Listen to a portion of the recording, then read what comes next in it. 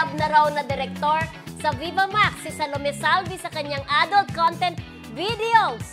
Bago yan, bilang kilalang nasa porn industry si Salome, lagi pa rin ba siyang nakakaranas ng pambabastos mula sa mga tao? Roll VTR. Merong nagtataka na i-cross yung boundaries ko kasi people have this idea of not celebrities, even just public figures. Public figures. Yung pagtingin nila parang public property na din. Na parang feel nila like pwede nila akong akbay-akbayan nang hindi nagpapaalam. Lagi may ganong mga marami ako na-experience na gano'n at hindi ko na maiwas. Lalo na sa mga club po. So, medyo mahirap din. Parang mahirap maging matatag kasi palagi ko na na-experience yung gano'n. Question, may nakita ko sa Facebook na parang nakakulab mo na director. Natuloy na ba yung shoot mo? Sinong director po? Yung may picture. Ito po kasi.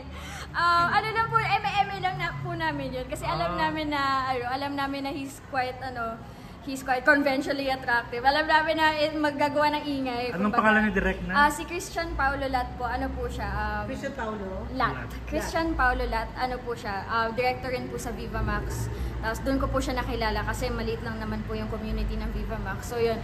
Napag-usapan lang namin, nakakatawa siguro no, kung pag-isipin natin yung mga tao na nag-collab tayo kahit hindi naman totoo. Baka walang camera lang natuloy ang collab. Hindi kaya? Hindi. Mabait yun si Direk Christian.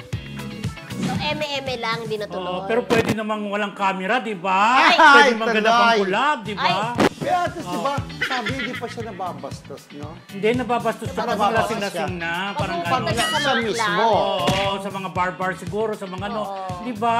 Eto Di ba na. kahit naman lasing na isang actor, di ba, naka-experience siya ng Ay, mga haras. Eto na, dito pa lang, pero hindi siya napipigala nung bumibili tayo ng fishball sa baba. May isang lalaki nakilala siya. Sabi mo, ako na lang parang magkakulab mo sa video Mga mo. bagets yun, Mga nakilala bagets siya. In fairness sa kanya, sikat naman kasi siya.